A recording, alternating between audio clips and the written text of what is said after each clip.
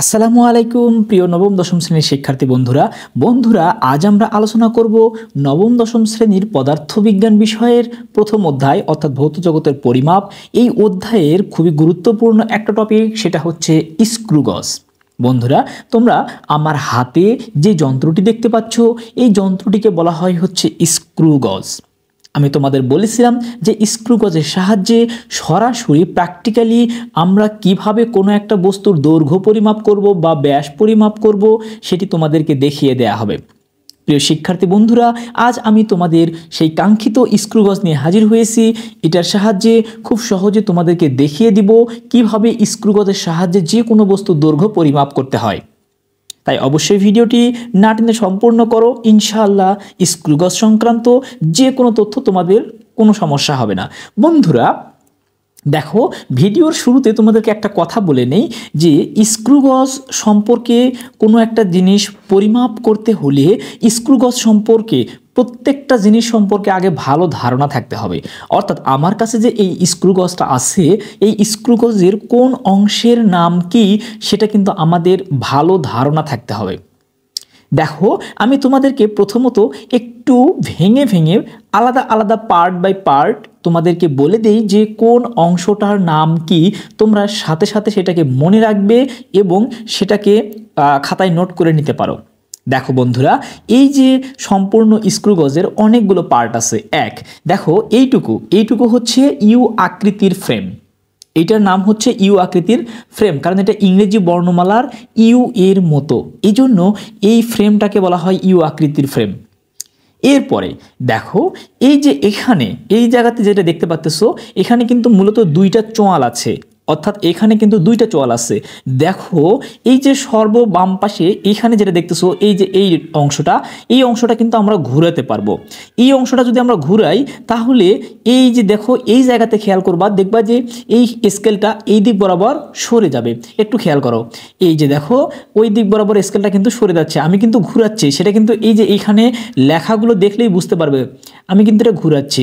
তো দেখো, ঘুরানোর ফলে এই যে এই অংশটা কিন্তু সরে যাচ্ছে, এই যে দেখো এই অংশটা কিন্তু ধীরে ধীরে অনেকখানি সরে গেল। এখন কথা হলো, এই যে এখানে আমরা দুইটা চোয়াল পাচ্ছি, এই দুইটা চোয়ালের কোন অংশের নাম কি? মনে রাখবো, এই পাশের যে চোয়ালটা, এই পাশের যে চোয়ালটা, এই চোয়ালটার নাম হচ্ছে অ্যানভিল। এই চোয়ালটার নাম কি? অ্যানভিল। তোমরা একটু এগুলো মনে রাখবা, তোমরা খাতা কলম নিয়ে অবশ্যই এগুলো নোট করে নাও, বেস্ট হবে। এই চোয়ালটার নাম হচ্ছে অ্যানভিল, আর এই পাশে যে চোয়ালটা আছে এই চোয়ালটার নাম হচ্ছে স্পিন্ডল। তাহলে আমরা কিন্তু তিনটা জিনিস পেলাম, ইউ আকৃতির ফ্রেম, এই পাশের চোয়ালটার নাম হচ্ছে অ্যানভিল, এই পাশের চোয়ালটার নাম হচ্ছে স্পিন্ডল। বুঝতে পেরেছো? তাহলে অ্যানভিল পেলাম, স্পিন্ডল পেলাম। এরপরে দেখো, আমাদের এই জায়গাতে এখানে একটা জিনিস লাগানো আছে, এটাকে বলা হয় মূলত লক। এটাতে মূলত বলা হয় কি বন্ধুরা? লক। আমি জানি না তোমাদেরকে আসলে কতটা স্পষ্ট দেখাতে পারতেছি, তবে আমি চেষ্টা করতেছি সর্বোচ্চ স্পষ্ট করে দেখানোর। এই যে এই জায়গাটার নাম হচ্ছে, এই সিস্টেমটার নাম হচ্ছে কি? লক। এটাকে লক কেন বলা হয়? কারণ আমরা যে জিনিসটা পরিমাপ করব সেই জিনিসটার মাপ যেন সরানড়া না হয় বা নড়াচড়া করতে না পারে, তার জন্য আমাকে লক করে দিতে হয়। মনে রাখবো, এটা এই অবস্থায় যদি থাকে তাহলে সেটা স্বাভাবিক, কিন্তু আমি যদি এইটাকে সরে এই দিকে নিয়ে এসে দেই তাহলে ওইটা কিন্তু লক হয়ে যাবে, তার মানে ওই মাপটা লক হয়ে যাবে। আবারও মানে এই মাপটা যখন লক হবে, এই জায়গাতে যখন আমি রাখবো তখন কিন্তু আমি এই জিনিসটা কিন্তু আমি আর ঘুরাতে পারবো না। এই জিনিসটা একটা নাম আছে, আমি একটু পরেই বলতেছি। তখন কিন্তু এই জিনিসটা আর বাম দিকে ঘুরাতে পারবো না, অর্থাৎ এই দিকে ঘুরাতে পারবো না।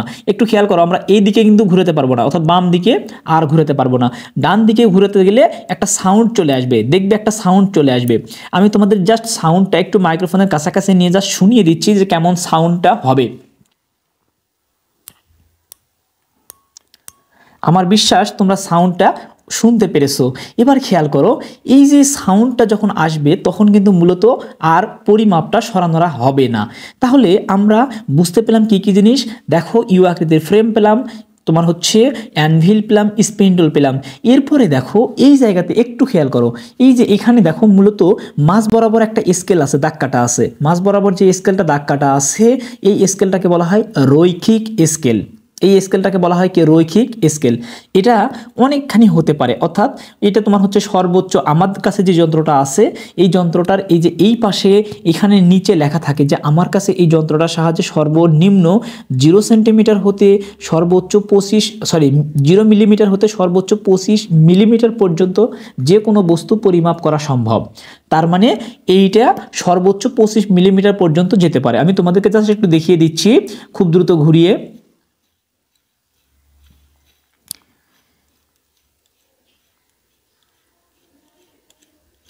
এই যে দেখো এখানে কিন্তু 25 লেখাটা বের হয়ে যাচ্ছে, এই যে 25 লেখাটা কিন্তু ইতিমধ্যে বের হয়ে গেল, এবং 25 লেখাটার পরে আর কিন্তু যাবে না, আর কিন্তু দাগ কাটা নাই। এই যে দেখো আর কিন্তু দাগ কাটা নাই। তোমরা এই জায়গাতে একটু খেয়াল করো, আমি জানি না তোমাদেরকে কতটা দেখাতে পারতেছি, তবে এই দিকে দেখো 25 লেখা আছে, এই যে এখানে 25, এই 25-এর পরে কিন্তু আর দাগ কাটা নাই। তার মানে 25 মিলিমিটার পর্যন্ত আমি এই যন্ত্রের সাহায্যে পরিমাপ করতে পারবো। তাহলে এই যন্ত্রের কাজটা মূলত কি? মনে রাখবো, কোনো সূক্ষ্ম জিনিস পরিমাপ করার ক্ষেত্রে মূলত স্ক্রু গজ ব্যবহার করা হয়। কোনো সূক্ষ্ম জিনিস, অর্থাৎ একেবারে সূক্ষ্ম জিনিস আমরা এই যন্ত্রের সাহায্যে সর্বনিম্ন কতটুকু পরিমাপ করতে পারবো সেটাও কিন্তু যন্ত্রের গায়ে লেখা থাকবে 0.01 মিলিমিটার।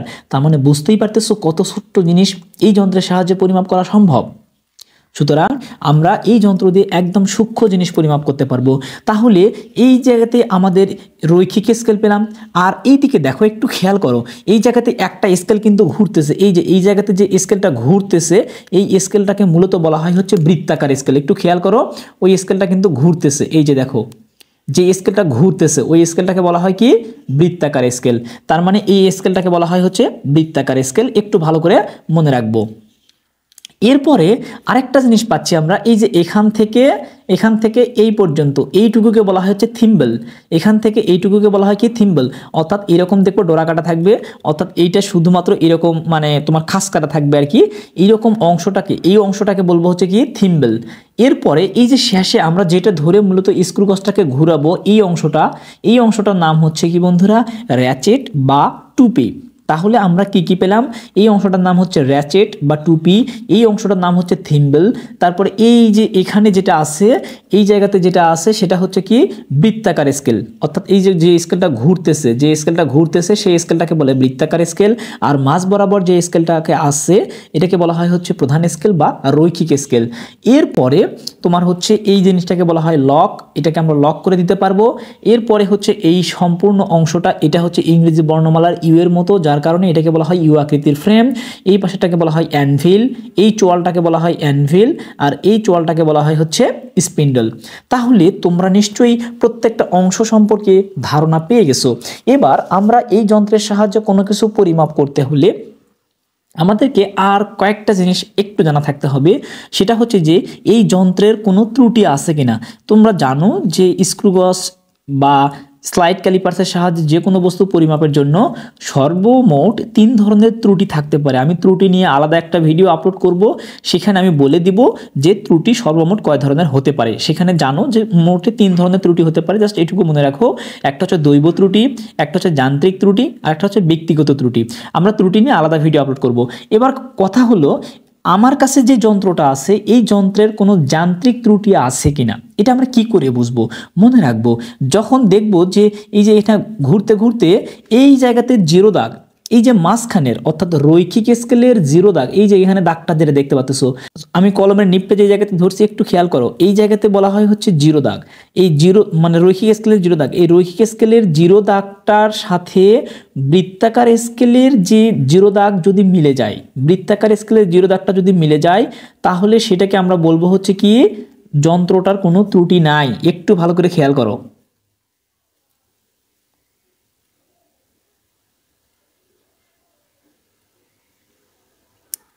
এই যে এখন দেখো একটু খেয়াল করো, এই যে নিচের যে দাগটা আছে, আমি দেখাতে পারতেছি না কিনা শিওর না, এই যে নিচে যে দাগটা আছে কলম দিয়ে একটু খেয়াল করে দেখো, নিচে যে দাগটা আছে তার সাথে উপরের এই যে জিরো দাগ, এই যে এখানে জিরো লেখা আছে, এই জিরো দাগে সোজাসুজি মিলে গেছে। যদি সোজাসুজি মিলে যায় তাহলে যন্ত্রটার ক্ষেত্রে কোনো ত্রুটি নাই। এখন ত্রুটি যে নাই সেটা কিন্তু আমি চাইলে হাত দিয়ে মিলে দিব তা কিন্তু নয়। এটা যদি মিলে যাওয়ার পরে আরও সামনের দিকে যাবে কিনা, মানে ওই দিকে আরও যাবে কিনা সেটা বুঝবো আমরা কি করে? এই যে দেখো আবারও যন্ত্রটা কিন্তু সাউন্ড চলে আসবে। এই সাউন্ডটা যখন চলে আসবে তখন বুঝবো যন্ত্রটা আর সামনের দিকে যাবে না। তাহলে আমরা কিন্তু বুঝতে পারলাম যে তোমার হচ্ছে আমার কাছে যে যন্ত্রটা আছে এই যন্ত্রটার কোনো যান্ত্রিক ত্রুটি নাই। কারণ যান্ত্রিক ত্রুটি থাকলে মাঝখানের স্কেল অর্থাৎ রৈখিক স্কেল এবং বৃত্তাকার স্কেলের জিরো দাগ কখনোই মিলতো না। তাহলে আমাদের কাছে এই যন্ত্রের কোনো যান্ত্রিক ত্রুটি নাই। তাহলে এবার আমরা এই যন্ত্রের সাহায্যে কোনো কিছু পরিমাপ করতে হলে আমাকে আরেকটা জিনিস জানতে হবে, সেটা হচ্ছে পিচ। কি জিনিস? পিচ। তোমরা একটু সুন্দর করে লিখে নাও, আমি জাস্ট একটু বলতেছি, লিখতে গেলে আমার ভিডিওটা অনেক লং হয়ে যায়। তোমরা চাইলে সুন্দর করে লিখে নিতে পারো, আমি কাকে বলে বলতেছি। দেখো ভালো করে মনে রাখবো, বৃত্তাকার স্কেলকে সম্পূর্ণ একবার বাম দিকে ঘুরানোর ফলে, বাম দিকে এই দিক বরাবর সম্পূর্ণ একবার বাম দিকে ঘুরানোর ফলে, সম্পূর্ণ একবার বাম দিকে ঘুরানোর ফলে এই স্কেলটি মানে বৃত্তাকার স্কেলটি রৈখিক স্কেল বরাবর যতটুকু দূরত্ব অতিক্রম করে সেটাকে বলা হয় পিচ। তাহলে একটা জিনিস এখন খেয়াল করো, আমি এটাকে সম্পূর্ণ একবার ঘুরাবো, তার আগে তোমাদেরকে একটা জিনিস একটু বুঝিয়ে দেই। এই বৃত্তাকার মাঝে যে রৈখিক স্কেলটা দেখছো, ওই রৈখিক স্কেলে দেখো উপরে কিছু দাগ কাটা আছে, নিচে কিছু দাগ কাটা আছে। একটু খেয়াল করো, উপরেও দাগ কাটা আছে, নিচেও দাগ কাটা আছে। মনে রাখবো ব্যাপারটা হলো এরকম যে উপরের এক দাগ, তারপরে আরেকটা দাগ, তারপর আরেকটা দাগ, তারপরে আরেকটা দাগ, এরকম করে উপরে দাগ কাটা থাকে, এরকম করে উপরেও দাগ কাটা থাকে এবং কি নিচেও দাগ কাটা থাকে। মনে রাখবো উপরের দাগ এবং নিচের দাগ হলো এরকম মাঝামাঝি। তার মানে কি উপরের এক দাগ থেকে আরেকটা দাগ পর্যন্ত 1 মিলিমিটার, আবার এক দাগ থেকে আরেকটা দাগ পর্যন্ত 1 মিলিমিটার, আবার নিচেরও কিন্তু এক দাগ থেকে আরেকটা দাগ পর্যন্ত 1 মিলিমিটার, আবার নিচেরও আরেকটা দাগ থেকে আরেকটা দাগ 1 মিলিমিটার। কিন্তু যদি শুধুমাত্র উপরের এক দাগ এবং নিচের এক দাগ হয় তাহলে 1/2 মিলিমিটার, মানে 0.5 মিলিমিটার। তাহলে উপরের এক দাগ নিচের এক দাগ 0.5 মিলিমিটার, আবার উপরের এক দাগ মানে 1 মিলিমিটার, আবার উপরের এক দাগ নিচের এক দাগ মানে 1/2 মিলিমিটার। একটু ভালো করে খেয়াল করো, তাহলে এইবার তোমরা বুঝতে পারবা।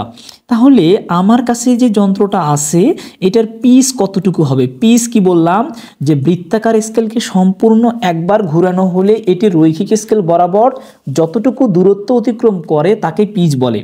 লিখে নাও যে বৃত্তাকার স্কেলকে সম্পূর্ণ একবার ঘোরানোর ফলে এটি রৈখিক স্কেল বরাবর যতটুকু দূরত্ব অতিক্রম করে তাকে পিচ বলে।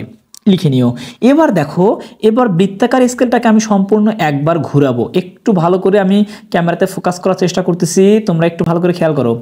দেখো আমি জানি না আমি কতটা ক্লিয়ার দেখাতে পারতেছি, তবে আমি চেষ্টা করতেছি। দেখো বৃত্তাকার স্কেলটাকে আমরা এবার সম্পূর্ণ একবার ঘুরাবো। এখন কিন্তু জিরো দাগ সোজা আছে, আমি জিরো দাগ থেকে স্কেলটাকে সম্পূর্ণ একবার ঘুরিয়ে আবার জিরো দাগ সোজা নিয়ে আসব। একটু ভালো করে ওই জায়গাটাতে ফোকাস করে দেখো।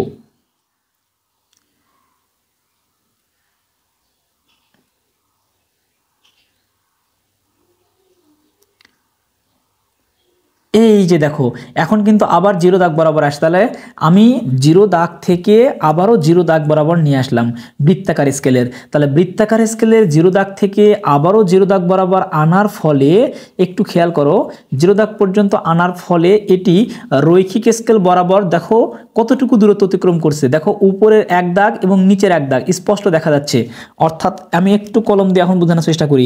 এই যে দেখো উপরের এক দাগ, এই যে উপরের এক দাগ, এই যে এখানে দেখো নিচের এক দাগ স্পষ্ট দেখা যাচ্ছে, নিচের এক দাগ স্পষ্ট দেখা যাচ্ছে। ব্যাপারটা এরকম যে উপরের এক দাগ এবং নিচের এক দাগকে স্পষ্ট দেখা যাচ্ছে। তো উপরের এক দাগ নিচের এক দাগ স্পষ্ট দেখা গেলে সেটা কি হবে? 1/2 মিলিমিটার। মনে রাখবো যতটুকু স্পষ্ট দেখা যাবে আমরা কেবল সেইটাই নেব। তার মানে আমার কাছে যে যন্ত্রটা আছে এটার পিচ হচ্ছে কত? এটার পিচ হচ্ছে 0.5 মিলিমিটার। 0.5 মিলিমিটার, এইটা মনে রাখবো। আমার কাছে যে যন্ত্রটা আছে এটার পিচ হচ্ছে 0.5 মিলিমিটার। তাহলে পিচ কি জিনিস বুঝে গিয়েছো। এরপরে আমরা আরেকটা জিনিস বুঝবো হচ্ছে লঘিষ্ঠ গণন। লঘিষ্ঠ গণন,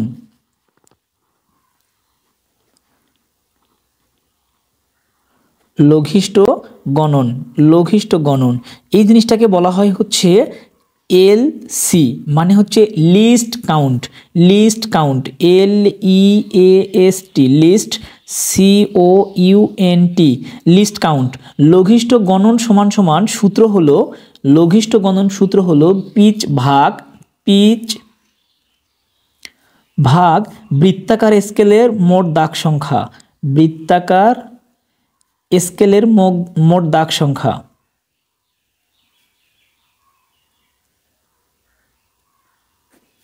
মোট দাগ সংখ্যা, এই জিনিসটা একটু ভালো করে খেয়াল রাখবা, মানে সূত্রটা একটু ভালো করে লিখে নিবা বা মনে রাখবা।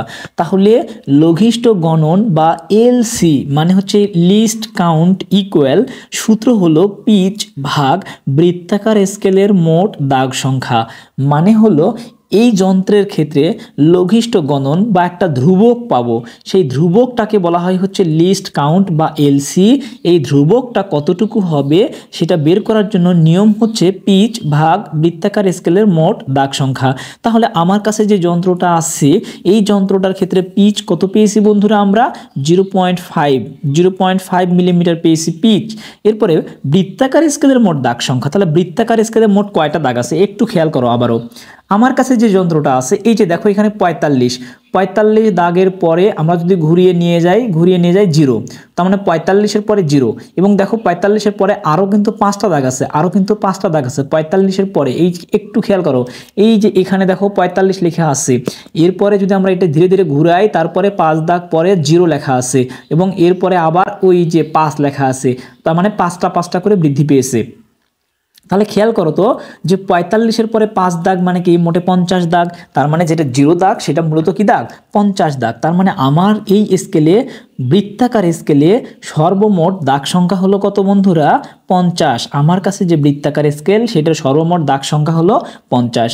এটা যে এমনই হবে ব্যাপারটা এমন নয়, হয়তো তোমার স্কুলে বা তোমার অন্য কোনো শিক্ষক তোমাকে যেই স্ক্রু গজের সাহায্যে দেখিয়ে দিবে সেই স্ক্রু গজে 100 দাগও হতে পারে, মানে দাগ সংখ্যা 100 হতে পারে। কারণ এই তোমার হচ্ছে বৃত্তাকার স্কেলের দাগ সংখ্যা হয় 50 দাগের হয়, না হয় 100 দাগের হয়, অর্থাৎ 50 অথবা 100 এর মধ্যে কোনো একটা হবে। তাহলে আমার কাছে যে যন্ত্রটা আছে আমি সেই যন্ত্রের দাগ সংখ্যা পেলাম 50। তাহলে এলসির মান কত হবে দেখি বের করি, তার মানে 0.5 ভাগ 50। আমরা যদি এইটাকে ক্যালকুলেটরে জাস্ট একটু ভাগ করে দিই তাহলে আমরা পেয়ে যাব, তার মানে আমরা পাচ্ছি হলো 0.01। তাহলে আমরা পাবো কত 0.01। এটা তোমরা ক্যালকুলেশন করে নিবা, আমি ক্যালকুলেটর করলাম, করে পেলাম হচ্ছে 0.01। এটা হচ্ছে তাহলে এই যন্ত্রের ক্ষেত্রে পিচ। এই যে দেখো এই পিচটা কিন্তু যন্ত্রের গায়ে লেখা থাকবে, এই যে 0.01 মিলিমিটার, 0.01 মিলিমিটার, মানে এইটা হলো এই যন্ত্রের তোমার হচ্ছে ধ্রুবক বা সর্বনিম্ন এত পরিমাণ পরিমাপ করা সম্ভব। তার মানে 0.01 এই যন্ত্রের ক্ষেত্রে পিচ পেলাম আমি। এখন কথা হলো বন্ধুরা একটু খেয়াল করো, তাহলে পিচ কি জিনিস, এলসি কি জিনিস, মানে লঘিষ্ঠ গণন কি জিনিস আমরা পেয়ে গেলাম। লঘিষ্ঠ গণন আমার কাছে যে যন্ত্রটা আছে এটা লঘিষ্ঠ গণন হচ্ছে 0.01। এখন এই যন্ত্রের সাহায্যে যে কোনো বস্তুর দৈর্ঘ্য কিন্তু তোমরা খুব সহজেই পরিমাপ করতে পারবে। এর জন্য আমি তোমাদেরকে ধরো একটা কলমের হেড দিয়ে তোমাদেরকে পরিমাপ করে জাস্ট দেখাচ্ছি। খেয়াল করো বন্ধুরা, আমি তোমাদেরকে এই যে কলমের হেডটা, এই কলমের হেড দিয়ে আজকে এই কলমের হেডের ব্যাসটা পরিমাপ করে দেখব। অর্থাৎ ব্যাসটা পরিমাপ করব বলতে কিভাবে, এই যে কলমের এই পাশে থেকে এই পাশে পর্যন্ত সম্পূর্ণ দৈর্ঘ্যটা পরিমাপ করব। তাহলে এখান থেকে এই পর্যন্ত এই দৈর্ঘ্যটা কিন্তু বৃত্তাকার পদার্থের ক্ষেত্রে এই দৈর্ঘ্যটা কিন্তু আমাদের সাধারণ স্কেল দিয়ে মাপা পরিমাপ করা সম্ভব নয়। তো সাধারণ স্কেল মূলত যেই জায়গাতে পরিমাপ করতে পারে না সেই জায়গাতেই এই যে স্ক্রু গজ এবং স্লাইড ক্যালিপার্সগুলো ব্যবহার করা হয়। আমি স্লাইড ক্যালিপার্স নিয়ে পরবর্তীতে একটা ভিডিও দিব, সেখানে তোমরা ভালো বুঝতে পারবা। আজকে আমরা শুধুমাত্র স্ক্রু গজের সাহায্যে দেখিয়ে দিচ্ছি। তাহলে এখন কোনো একটা বস্তুকে পরিমাপ করতে হলে আমাদের কাজ হচ্ছে, প্রথম কাজ হচ্ছে সেই বস্তুটাকে এই দুই চোয়ালের মাঝখানে ভালোভাবে আটকানো। তাহলে আমি দুই চোয়ালটাকে ফাঁক করে নিয়ে আমি এই দুই চোয়ালের মাঝ বরাবর এই স্কেলটাকে বসিয়ে দিলাম, এই হেডটাকে বসিয়ে দিলাম। এই হেডটাকে জাস্ট হাতে ধরে থাকতে হবে, একটু ধরে রেখে এই স্কেলটাকে, এই যে এবার স্কেলটাকে আবার এই দিকে ঘুরিয়ে, স্কেলটাকে যদি সরিয়ে নিতে চাই তাহলে উল্টো দিকে ঘুরাবো, আর যদি স্কেলটাকে সামনের দিকে নিতে চাই, মানে সামনের দিকে নিতে চাই, তাহলে আমরা হচ্ছে এই দিকে ঘুরাবো, মানে এই দিক বরাবর ঘুরাবো তখন। তাহলে আমি স্কেলটাকে এখন সামনের দিকে নিচ্ছি, সামনের দিকে নিয়ে আমি জাস্ট এইটাকে হেডটাকে আটকে ধরবো এর মধ্যে।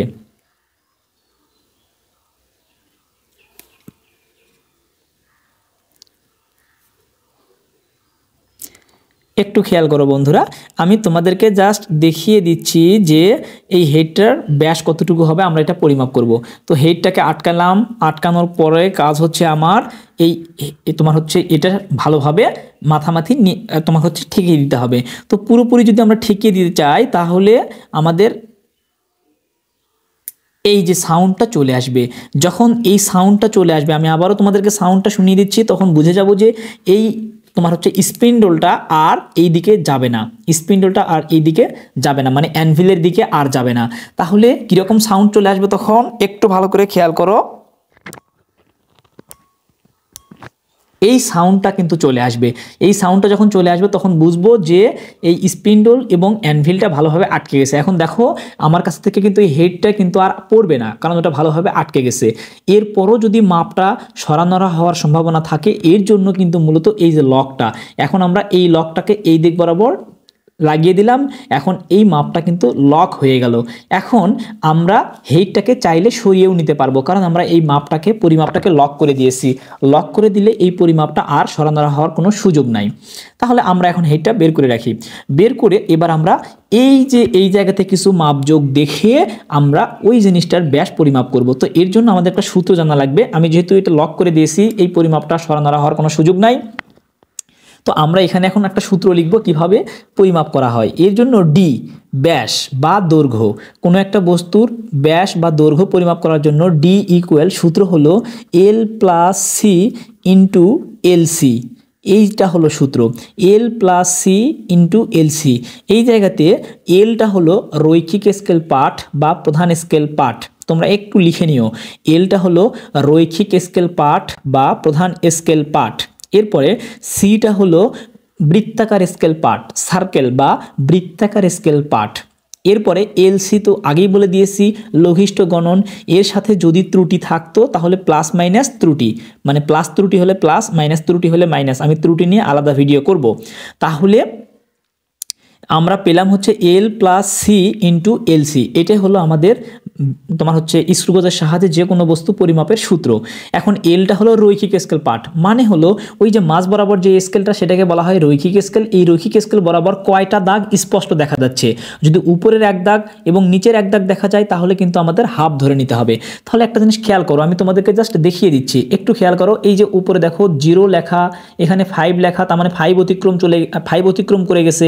5-এর পরে কয়টা দাগ গেছে দেখো, 5, তারপরে 6, 7, 8, 9, 9ও অতিক্রম করে গেছে।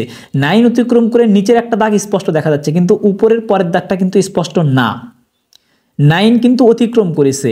এখানে একটু ভালো করে খেয়াল করো যে 9, এই যে 5, তারপরে 6, 7, 8, 9, 9-এর পরে নিচের একটা দাগ স্পষ্ট দেখা যাচ্ছে। এই যে নিচের একটা দাগ কিন্তু স্পষ্ট দেখা যাচ্ছে, কিন্তু উপরের পরের দাগটা কিন্তু দেখা যাচ্ছে না। এই যে এখানে যে দাগটা দেখতে পাচ্ছ ওটা কিন্তু 10 লেখা, তার মানে 10 লেখাতে এখনো যায়নি, 10 দাগের সোজা যায়নি। তাহলে আমাদের পরের চিন্তা, তাহলে আমাদের 9-এর পরে 9.5 অতিক্রম করেছে। এখন 9.5 অতিক্রম করে কতটুকু অতিক্রম করছে সেটা আমরা পরে বের করব। দেখো আমাদের 9.5 কিন্তু সামান্য একটু পার হয়ে গেছে, 9.5 দেখানোর পরেও কিন্তু সামান্য একটু পার হয়ে গেছে। সেটা কতটুকু গেছে সেটা আমরা মূলত বের করব। তাহলে আমাকে এল এর মান নিতে হবে কত, 9.5। এল এর মান নিতে হবে হচ্ছে 9.5, তার সঙ্গে প্লাস এইখানে সি মানে হচ্ছে বৃত্তাকার স্কেলের পার্ট। এখন দেখতে হবে যে বৃত্তাকার স্কেলের কোন দাগটা মাঝের, এই যে মাঝের যে দাগটা এই দাগের সাথে মিলে গেছে। আমাকে বৃত্তাকার স্কেলের কোন দাগটা, দেখো এখানে 40 লেখা আছে, এই যে বৃত্তাকার স্কেলে 40 লেখা আছে। 40-এর পরে এই যে দেখো একটু ভালো করে খেয়াল করো, 40-এর পরে 41 দাগটা অতিক্রম করেছে কিন্তু 42 দাগে যায়নি। তার মানে আমরা 41 নিব, যেটাকে আমরা স্পষ্ট দেখতে পারবো। 41 দাগ অতিক্রম করেছে কিন্তু 42-এ যায়নি। তার মানে আমরা বৃত্তাকার স্কেলের মাপ সংখ্যা নিব কত, 41। যেটাকে সরাসরি অতিক্রম করবে সেইটা নিব, অতিক্রম করে যাবে বা কাছাকাছি গেছে এরকম নেওয়া যাবে না। ইন্টু এলসির মানটা কি আমি বলে দিচ্ছি যে এলসিটা হলো একটা ধ্রুবক মান।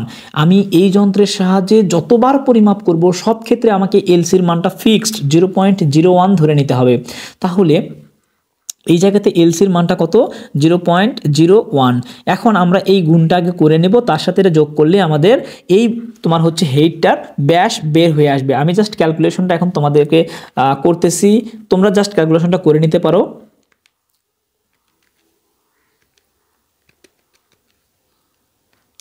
এইটাকে ক্যালকুলেশন করলে আমরা পাচ্ছি হলো 9.5 প্লাস এইটাকে ক্যালকুলেশন করলে পাচ্ছি হচ্ছে 0.41।